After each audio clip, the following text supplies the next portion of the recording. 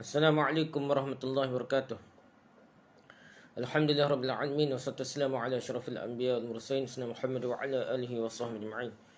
Rabbi shrah li sadri wa yassir li amri wa hlul 'uqdatam min lisani yafqahu qawli. Amma ba'du. Bersama kitab kita ni kitab Sabilul Muhtadin karangan Syekh Muhammad Arsyad Al-Banjari. Kitab Sabilul Muhtadin karangan Syekh Muhammad Arsyad Al-Banjari. Kita tengah bincang bab solat-solat sunat dah. Dan siapa ni belah jenisnya solat sunat kita bincang. Anganlah hak kita bincang itu solat sunat mutlak. Dan kita nak bincang yang ke-17 hari ni dia solat sunat tahajud. Solat sunat tahajud ni. Okey, solat sunat tahajud iaitu solat pada waktu malam. Sesudah tertidur. Ini nak tidur dulu lah. Adakah tak boleh semaya? Boleh semaya. Apa tak bincang adalah solat hajat, solat benda lain, solat istikharah. Solat mutlak dah. Solat ataupun solat malam umum dah. Tak sebut solat malam. Solat malam dah, waktu malam. Nah, boleh lah semuanya dah tak nama tahajud lah, semaya malam atau semaya mutlak gitu dah. Semuanya mutlak waktu malam kan. Nah, gitulah. Dan sunat bagi orang yang ingin mengerjakan solat tahajud tidur tengah hari. Agar membantunya untuk bangun tengah malam. Jadi untuk dia segar boleh bangun tengah malam ni kena tidur sehari dah. Tidak dia tak gerak dah. Letih. Jadi kena ada tidur sebentar waktu tengah hari dah. Untuk mengerjakan solat tahajud tu maksudnya tidur qailullah, tidur waktu siang hari untuk boleh rasa segar lah. Rasulullah SAW bersabda, ista'inu bi ta'amis sahur ala siyamin nahar wa bil qailulah ala qiyamil lail. Minta bantuanlah kamu dengan makan sahur dalam puasa. Dah. Siangnya ada puasa dah. Untuk bantu puasa ni kita makan sahur. Dan siangnya tidur tengah hari agar dapat bangun solat pada tengah malam. Bil qailulah ala qiyamil lail. Tidur tengah hari ni agar dapat bangun solat pada tengah malam. Hadis riwayat Abu Daud, Ibnu Majah, Hakim dan Baihaqi dari Ibnu Abbas radhiyallahu anhu. Gitulah ceritanya.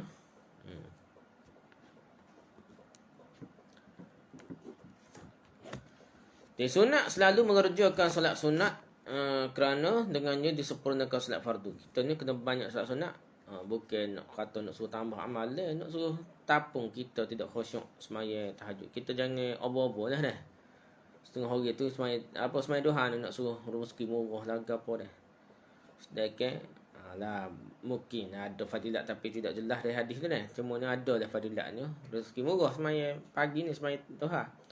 Tapi lebih utama hak ada sebut no, untuk bayar sewa bayar sewa kita ni alat anggota tu hebui ni yang ada 360 ruah dah. Tulis-tulis kita ni untuk bayar sewa tu ni kita semaya tahajud bayar sewa, bukan dapat utuh lagi, bayar sewa baru tu dah. Daripada kita royak murah rezeki baik kita ada cerita nak bayar sewa tu nak guna anggota hak tu hebui dah. Baiklah kita mikir kita. Begitu juga solat sunat ni. Hak lain pun dah. Jangan nak fikir nak tambah sangat lah pahala tak. Kita kena fikir pada dia tak apa kekurangan solat fardu kita lah dah. Kita dok ngoyak atau khusyuk mana semai fardu ni moga-moga tak apa dengan solat fardu dengan solat sunat dah. Solat fardu kita yang kurang-kurang tu moga-moga dapat tapung dengan solat sunat, solat fardu hak kita kurang dah. Gitu dah. Dah. Lepas tu kerana cinta pada Allah kita semaya dah. Bukan berasa nak suruh angkat darjat semata-mata dah. Kita pun tak tahu dah sedang mana semaya kita dah. Takut semaya hak wajib kurang sangat baru cukup. Cukup tak cukup tak apa solat sunat pun tak tahu dah. Gitulah dah. Lepas tu dia kata sunat selalu okey, di dalam kitab Syarah Bab diterangkan yang mula-mula diperhitungkan pada hari kiamat ialah solat. Nombor satu sekali dia akan cek kita ni. Semaya dulu dah. Jika solatnya baik, ia beroleh kemenangan. Dan jika tidak baik solatnya, maka sesialah dan rugilah ia. Kalau semaya tak pakai kerja, hak lain tak sedar royak lah. Sedekah kuat kau, berapa kuat kau, ia jadi sakut habis dah. Semaya dulu nombor satu dah. Dia kira ni semaya dulu. Pas semaya selesai barulah baru benda lain tu dia dikira. Dan kalau kurang yang fardu dilengkapi dengan sunat.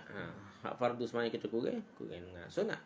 Kalau kita zakat, bayar zakat kita kurang, kita akan tak apa dengan sedekah. Hak sunat gitulah. Dan sudah solat barulah diperiksa amal-amal yang lain. Start dengan semaya dulu. Barulah zakat warga hal lain lah. Puasa zakat habis. Hal lain lah. Start dengan semaya dulu dah. Dalam kitab Matan Ubab diterangkan kalau seorang sakit atau musafir nescaya disuratkan oleh Allah pahala amal yang dikerjakannya dalam keadaan sakit atau dalam keadaan mukim.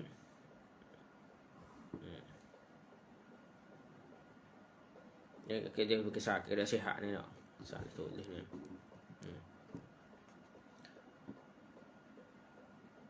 Sihat badannya dah.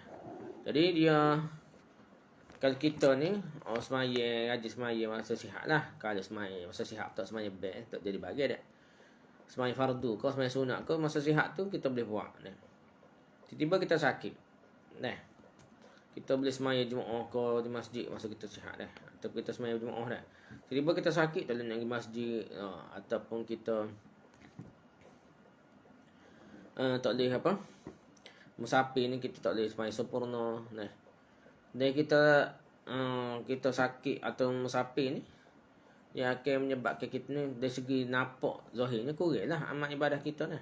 Tak serupa masa kita sihat atau masa kita bermukim ni. Tapi pahala tu serupa je. Serupa masa kita sihat, serupa kita masa mukim. Kalau kita ni juruh masa mukim dan sihat lah. Ke masa mukim tak juruh mana dah.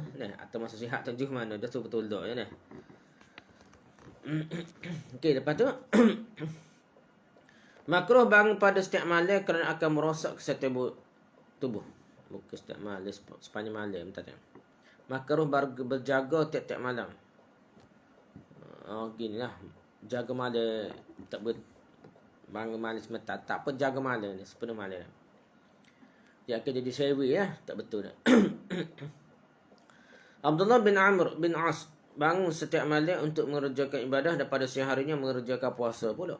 Maka diberitahu kepada Rasulullah SAW dan Rasulullah SAW bersabda. Nabi kata kau. Alam ukhbir annaka tasumun nahar wa taqumu al-lail. Wa taqumul lail. Faqala bala. Qala fala taf'al waftur wa qum. Wa nam.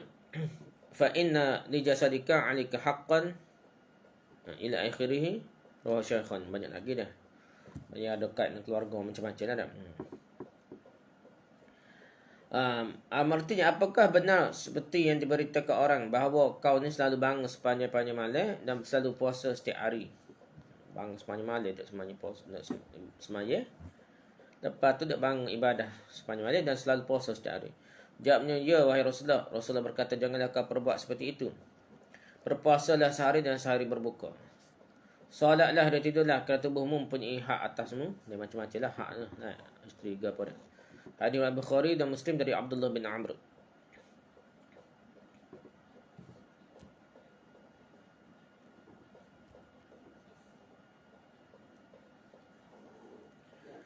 Gitulah. Adapun bangun tidak merosakkan kesihatan tidak dimakruhkan kerana Nabi SAW sendiri apabila tiba tanggal 21 Ramadan beliau selalu bangun untuk beribadah. Ini kuatlah.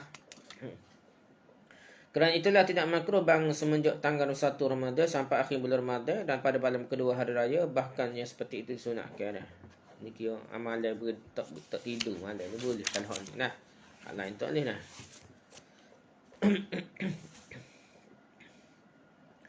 Makruh mengkhususkan solat pada malam Jumaat. Timbang malam Jumaat nak tahajud kau dah. Gapo tak boleh dah. Kerana Nabi SAW bersabda wala takhussu lailatul jum'ati biqiyamin min bainil layali. Janganlah kamu khususkan solat pada malam Jumaat dan antara segala malam dah. Dari antara segala malam. Dari antara segala malam. Hadis Muslim dari Abu Hurairah. Dan tak boleh lah khusus. Itu timbul istilah bid'ah ni. Kalau kita khususkan satu amalan dengan waktu tertentu, dengan cara tertentu, maka tak boleh. Kalau kita buat secara umum gitu, tak apalah nak. Tidak statistik rigid dengan cara tertentu dah. Macam Maulid Rasul nak ceramah, nak selawat apa sikit-sikit tak apa, tapi jangan tetap mesti cara gitu. Selawat dia duduk kau. Ataupun tukar cara tak payah selawat, ceramah saja kau dah. Gitu lah ikutlah. Makan tu lah tidak kait dengan 12 Rabiul Awal, makan semasa-mana dah. Kita kena fleksibel pasal ia bukan ibadah khusus, ibadah umum. Dia tidak mesti dengan cara ritual yang tertentu dah. Tu contoh hak madrasah lah dah. Kalau hak ni pun nak hari malam Jumaat pun gitulah. Dan malam Jumaat ni tak boleh kita khusus dengan ibadah lah. Nabi tak bui. Tunggu malam Jumaat baru semaya dah. Kalau setiap malam semaya bersama semaya Jumaat, malam Jumaat pun semaya tak apalah. Ni tunggu semaya Jumaat baru nak semaya banyak. Masalah tak cacau semaya sunat dah. Ni tak boleh lah dah. Tetapi kalau mengkhususkan malam Jumaat untuk membaca selawat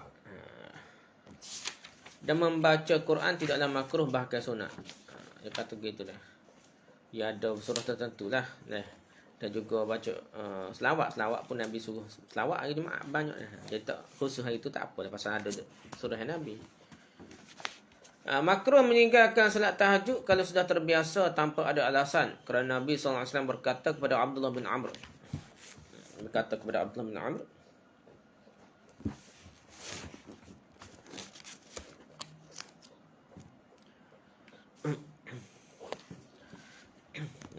dah? Ya Abdullah, la takun misla fulan. Kana yaqumul lail summa tarakahu. Artinya, wahai Abdullah, janganlah kau seperti si fulan. Yang dahulunya ia mengerjakan salat tahajud, kemudian ditinggalkannya. Hadrat Bukhari dan Muslim dari Abdullah bin Amr.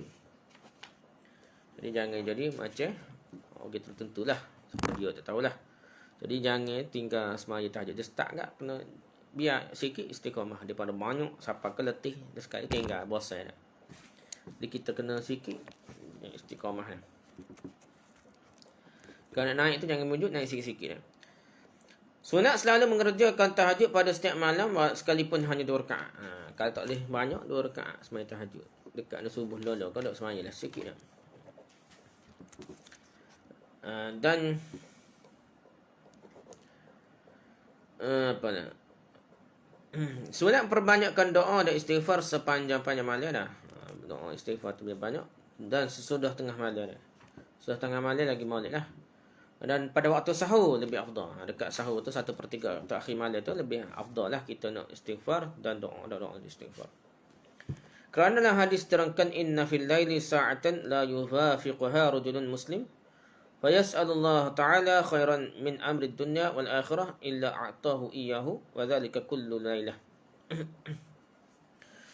Artinya di malam ada satu saat yang tidak pernah ditemui oleh seorang muslim yang meminta kepada Allah tentang kebaikan dari urusan dunia dan akhirat, melainkan diberikan kepadanya yang seperti itu pada setiap malam. Hadis riwayat Muslim dari Jabir. Hadis kuatlah hadis riwayat Muslim dah.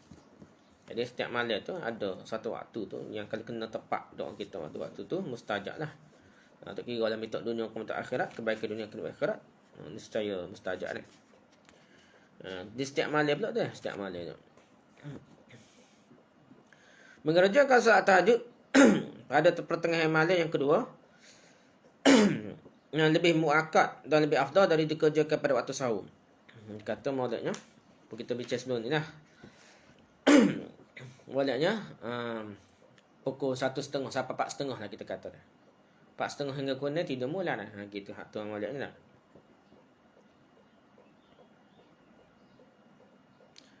Antara waktu tu lah maulid dah. Sunat bagi orang yang bangun untuk mengerjakan salat tahajud membangunkan orang-orang lain yang ingin mengerjakan salat tahajud, dan kalau tidak akan mendatang mudarat lah. Kata tak siapa mudarat ke orang lain. Mana ni kita nampak boleh. Anak bini kita tu kita boleh gerak, boleh lah dah. Mana boleh semaya tahajud. Gerak awal sikit sebelum subuh kau semaya sikit dah.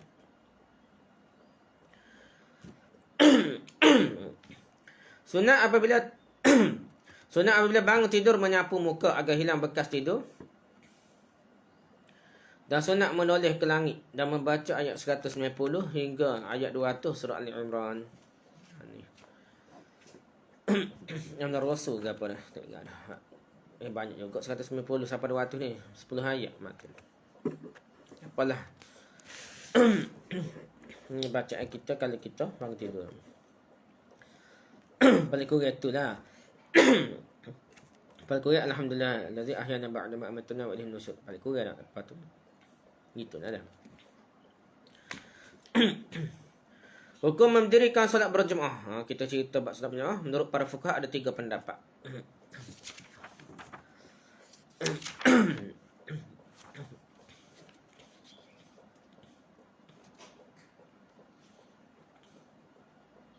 Ada 3 pendapat.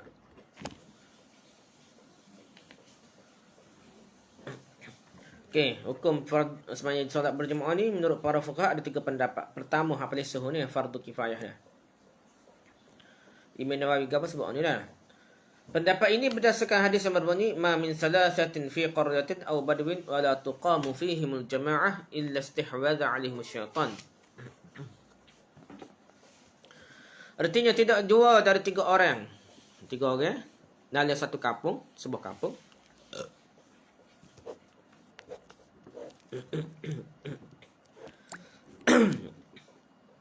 Tiga orang dalam sebuah kampung atau di padang. Maksudnya au badui ni daripada di hotel di perjalanan lah dah. Dan tidak dirikan mereka solat berjemaah melainkan syaitan mengganggu mereka. Hadrat Ibn Hibban dari Abu Darda. Kata sembahyang jemaah syaitan akan ganggu dah. Hadis ni menurut perawi hadis termasuk hadis yang sahih. Hadis kuatlah hadis sahih dah. Hadis ni katanya fardu kifayah. 3 orang mesti ada dah. Ketua. Mesti ada ketua. Mesti ada sembahyang jemaah.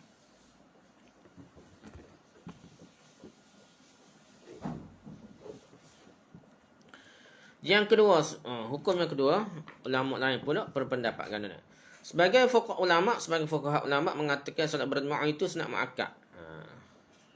Berdasarkan hadis sebelum ini, salatul jama'ati afdalu min salatil fazzi bi 27 darajah. Bi 27 darajah.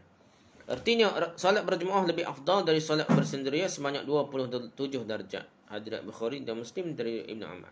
Tengok hadis ni.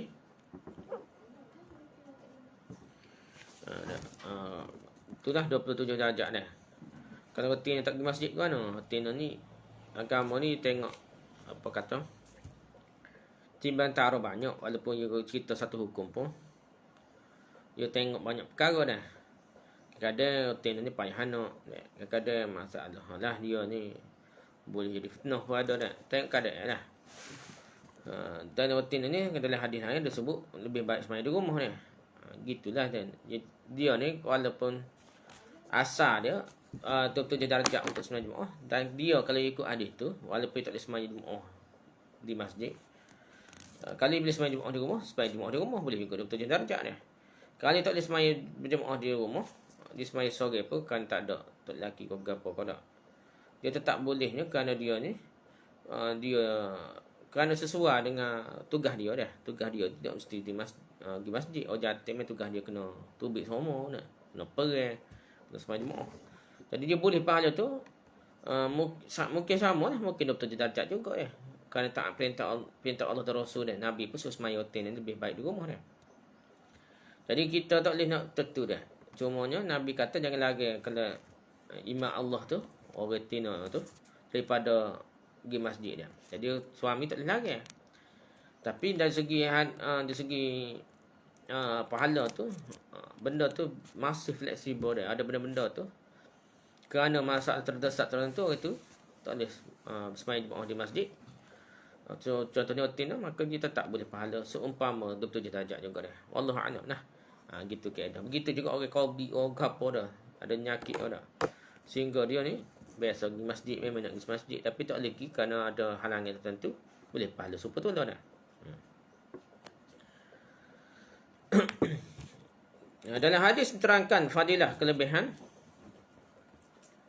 yang menunjukkan hukum berjemaah hanya sunat bukan fardu dia. Dia kata hadis ni lah salah satunya.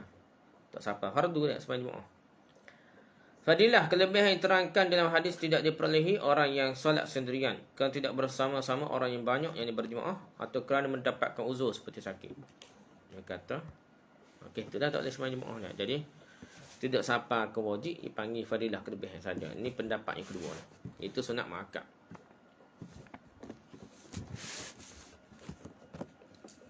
Okey habis itu dah. Okey pendapat ketiga pula dah. Sebagai ulama mengatakan solat berjemaah itu fardu ain. Ada juga sebut dalam kitab ni, ada ulama kata fardu ain. Dalam mazhab kita pun ada sebenarnya ulama tu. Ulama hak kata fardu ain. Walaupun tidak sikit sangatlah menderiti dah. Mazhab lain lah kelak ramai pun dah. Tidak siapa fardu ain lah kebanyakan ulama dalam mazhab kita ni, tapi ada tidak pelik lah, ada kalau kita baca kitab banyak tu jumpa lah ada ulama yang kata fardu ain ni walaupun dia ulama mazhab Syafi'i ni. Mazhab lain tu banyak lah, mazhab Ambali, mazhab Zahiri tu kan tu fardu ain lagi. Syarat semaya pun ada setengah ni. Tak apalah kita baca sini.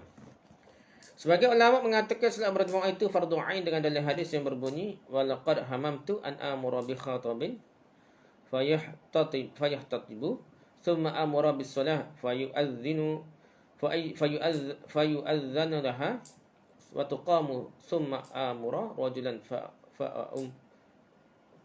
fa'umman nas أخالف إلى رجال يستشهدون الصلاة فأحرق عليهم بيوتهم والذي نفسي بيده لو يعلم أحدهم أنه يجد عرقا سمينا أو مرماء حسنتين لشهد العشاء. Itulah hadis jalan.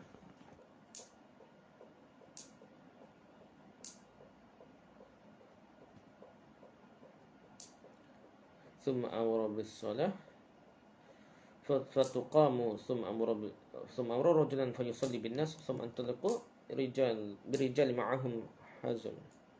Lain sikit bunyi dah bahasa lagi tak jauh gini. Tapi ada sikit lah biasa dia. Tak ada pula pasal isyak ni lah. Tak tahulah. Orang ni hijau pun ni kitab lain lah. Okey. Artinya dengan rasa sedih aku menyuruh nak. Walaqad hamamtu. Dengan rasa sedih aku menyuruh melaksanakan salat berjemaah. Lalu dikerjakan orang, kemudian diperintahkan seorang lelaki, lalu ia bersolat bersama orang banyak. Kemudian ia berjalan bersamaku, bersama mereka berapa ikatan kayu api ke tempat orang yang tidak menghadiri solat berjemaah. Maka ku bakar rumah-rumah mereka dengan api. Hadis Bukhari dan Muslim dari Abu Hurairah.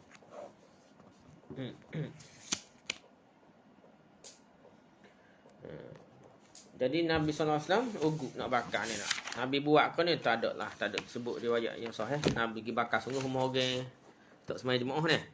Tapi Nabi ugut macam nak memang nak bakar rumah orang yang tak pergi semai jemaah ni. Hadis ni menunjukkan solat berjemaah itu fardu ain. Kalau tengok hadis ni enggak bukan sunat-sunat lah. Fardu ain lah. Kalau tengok siapa tahap bakar ni bukan gurau bewok dan gurau sungguh ni. Bukan gorang tu ni bagi sungguh ni bagi wajib ni. Itulah ulama setengah ulama kata fardu ain tu ramai juga ni. Bukan sikit-sikit kata fardu ain ni. Namun jumhur ulama mengatakan bahawa di sini mengenai kes yang orang munafik. Jumhur ulama mazhab kita lah dah. Mazhab lain tidak dah. Jumhur ulama mengatakan, jumhur ulama dari mazhab kita ni mengatakan bahawa hadis ini mengenai kes orang yang munafik yang tidak mahu menghadiri solat berjemaah. Dan tidak mengerjakan salat, dengan demikian salat berjemaah itu fardu kifayah bukan fardu ain.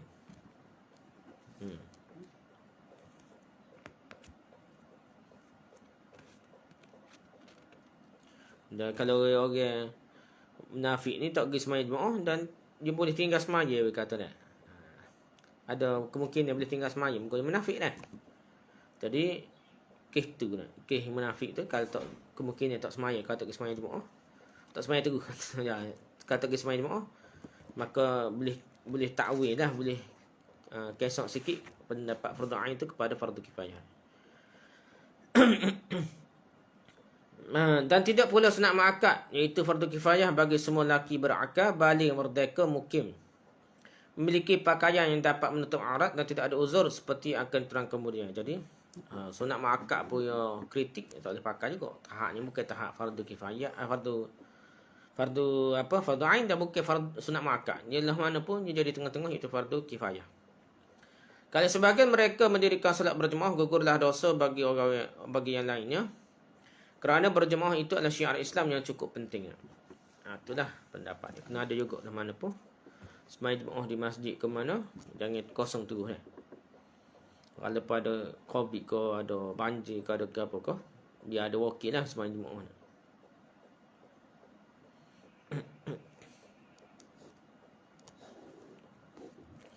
Macam habis itu dah. Kerana itu, kalau orang musafir masuk ke dalam satu negeri, melihat orang yang solat berjemaah, Maka mereka tahu bahawa negeri itu adalah negeri orang Islam. Kalau musafir tengok situ ada semua jemaah, tahulah tu. Tahu negara orang Islam dah. Kalau solat berjemaah itu dilaksanakan pada satu kampung yang penduduknya sekitar 30 orang, maka memadailah tempat berjemaah itu hanya satu. Dia tengok belakang orang ni, bakal buat sebanyak mungkin masjid dah. Kalau jemaah ramai tu baru lebat.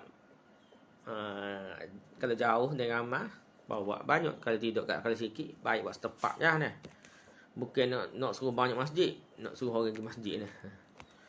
Dan jika kampung atau negeri itu lebih besar, maka tempat berjemaah itu dapatlah dilaksanakan pada beberapa tempat, sehingga dengan demikian kelihatanlah syiar Islam. Nampak hebatlah, nampak syiar Islam.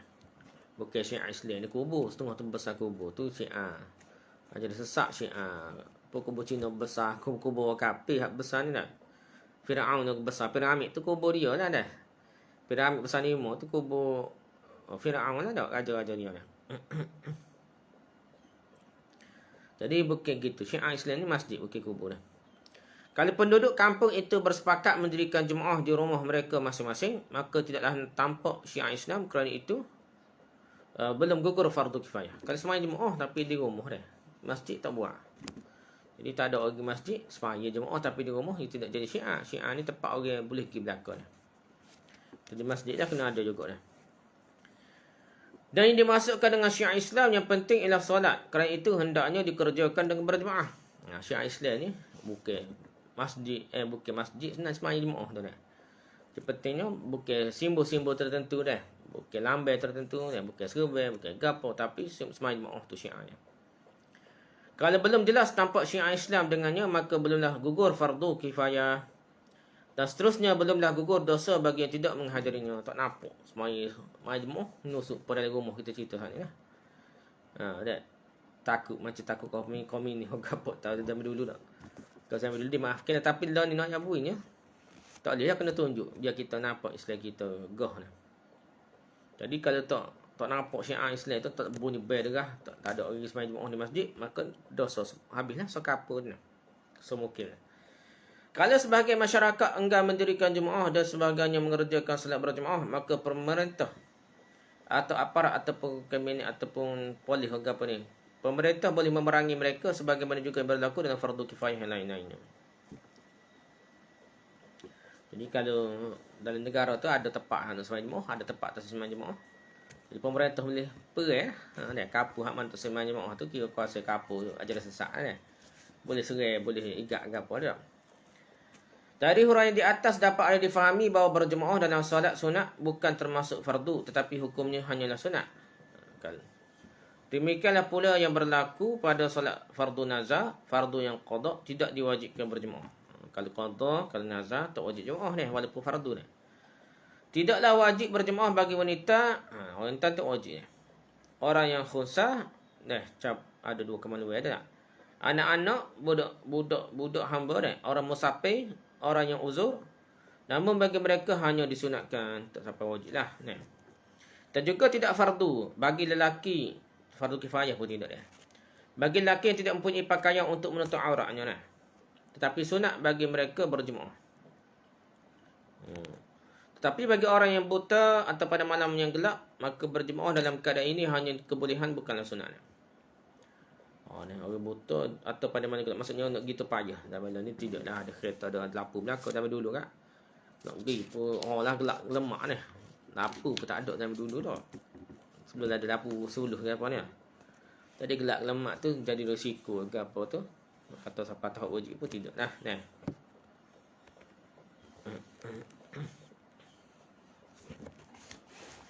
Lepas tu nak.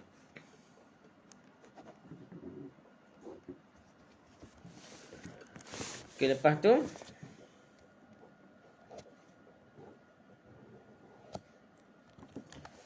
berjemaah pada solat Jumaat adalah termasuk fardu ain.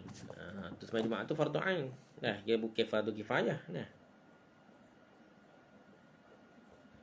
Jadi orang dah gagel lah.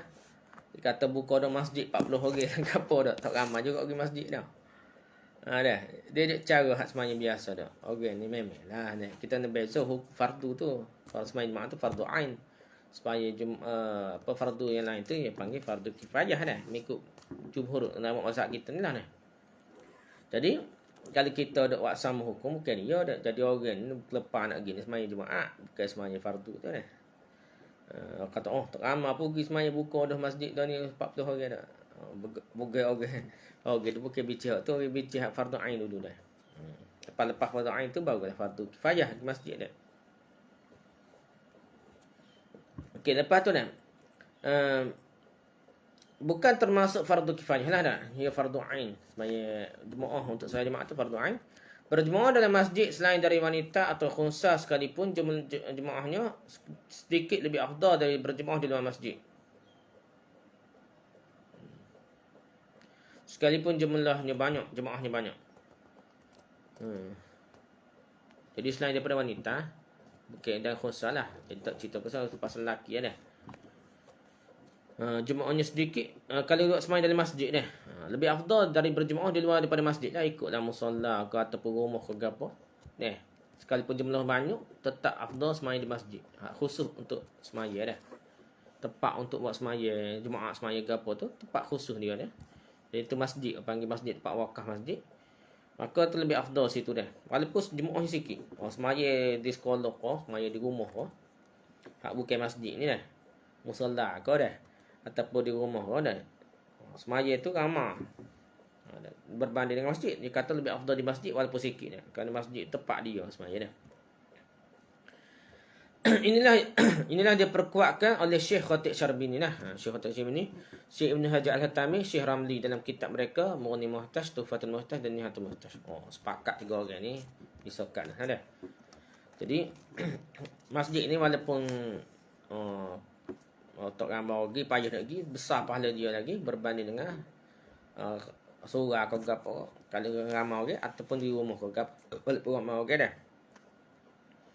Berdasarkan hadis yang berbunyi fa inna afdala salatul mar'i fi baitihi illa al-maktubah. Sesungguhnya yang paling afdal solat seseorang di rumahnya melainkan solat fardu. Hadis Bukhari dan Muslim dari Zaid bin Thabit. Kalau kira pahala banyak sembahyang sunat ni di rumah. Bukan di masjid. Dah. Tu kaedahnya.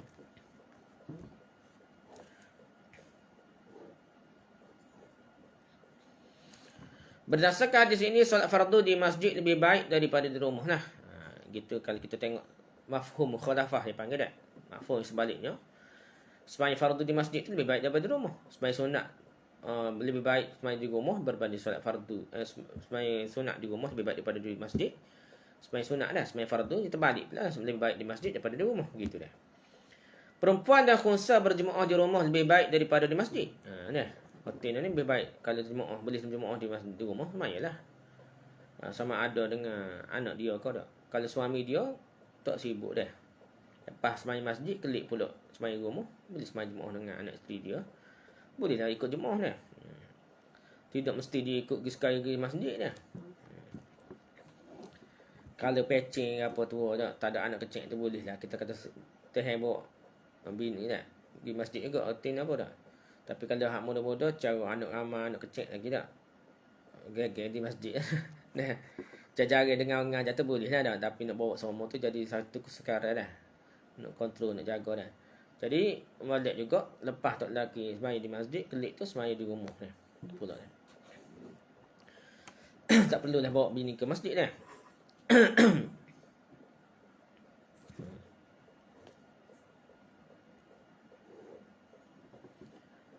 Cuma dia kata nak dalam hadis lain kata lam tamna'u nisa'akum al-masajida wa buyutahunna khairul lahun. Sebut gitu dah. Soal kita ima'ahum dah. Tak apalah.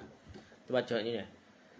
Jangan kamu cegah semua perempuan dah. Lam tamna'u nisa'akum al-masajida. Jangan kamu cegah semua perempuan solat di masjid. Dan dalam rumah mereka lebih baik bagi mereka. Wa buyutuhunna khairul lahun. Nah dah. Sembahyang di rumah tu lebih afdal, lebih baik berbanding di masjid lah. Untuk atina. Hadis Abu Daud dan Hakim dari Ahmad.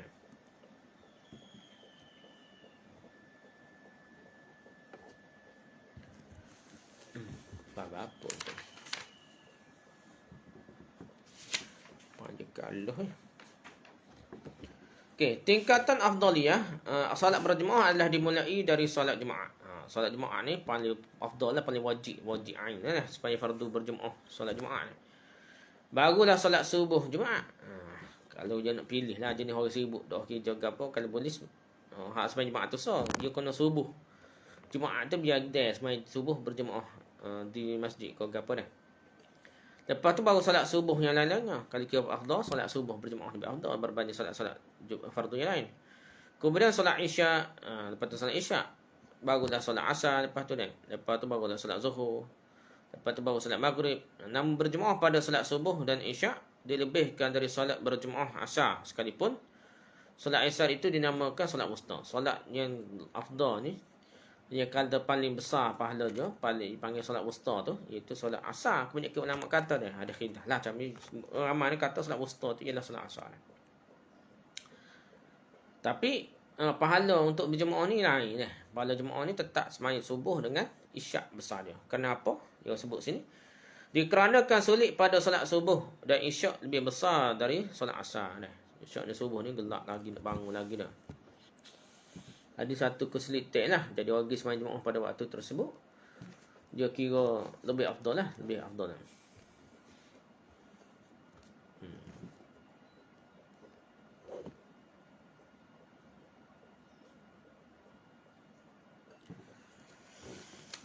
Okay, lepas tu dia kata dah berjemaah dalam solat zuhur dilebihkan dari berjemaah solat maghrib. Besar lagi pahala solat zuhur berjemaah ni. Kerana solat zuhur itu dikhususkan dapat menunggu sampai naung tu nah. Dia pengganti zuhur termasuk solat jemaah. Jadi dia solat nak ganti jemaah lah. Gitu dia kata dah. Nak tunggu apa? Matahari apa kata gelincir dah.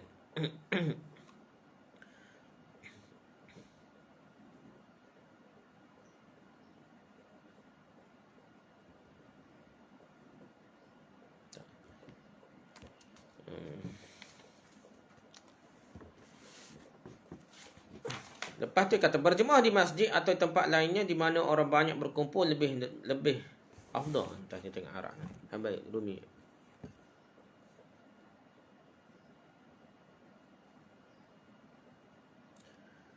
Berjemaah dalam masjid atau lain daripada masjid yang banyak orang berhimpun dalamnya itu terafdal daripada berjemaah dalam masjid yang sedikit orang berhimpun dalamnya kerana sabda Nabi sallallahu alaihi wasallam. Terbalik pula. Tadi kita baca ni hak mana ni? Dia kata berjemaah dalam masjid selain dari wanita atau khunsa tak? Sekalipun jemaahnya sedikit lebih afdal dari berjemaah dalam masjid. Sekalipun jemaah banyak. Dia kata gitu ada. Dalam masjid tu lebih baik daripada luar masjid. Kogan maksudnya semaya tu. Kalau masjid tu tempat ruai dalam masjid tu kecil, kau gitu kalau maksudnya tak.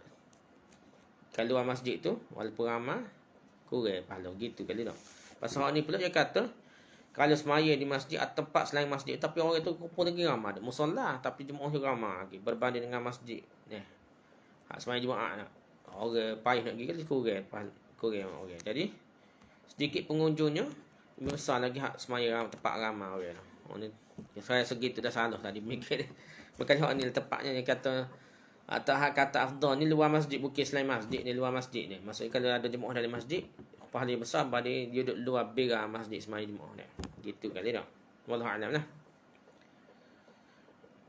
Tak tahulah maksud gana. Tapi hak ni pula dia kata kalau kumpul ramai tak nama masjid pun lebih afdal daripada nama masjid tapi sikit orang. Kerana dalam hadis terangkan salatul rajuli azka min salatuhu ma'a rajulaini azka ma'a rajuli ma'a kana aktsaru fa huwa ahabbu ila Allah. Artinya solat seorang lelaki dengan seorang diri lebih suci dari solat seorang diri. Kalau sembahyang seorang dan sembahyang dua orang, boleh jemaah boleh baiklah dua orang tu. Dari solatnya bersama dua orang, lelaki lebih suci dari solat bersama dengan seorang lelaki. Dan kalau dua orang je, tiga orang jemaah lebih baik daripada dua orang dah. Dan kalau jemaah itu lebih banyak lagi, maka itulah yang lebih dikasihi oleh Allah. Hadis riwayat Ibn Hibban. Hadis ini termasuk hadis yang sahih. Jadi lagi dengan amal jemaah lagi besar pahala dia.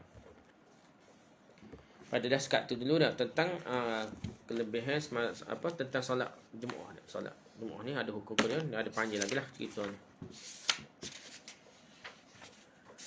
Wallahu a'lam. Subhanakallah wa hamdika, subhanakallah wa hamdika, subhanakallah wa hamdika, la ilaha illa anta, astaghfiruka wa atubu ilaik. Assalamualaikum warahmatullahi wabarakatuh.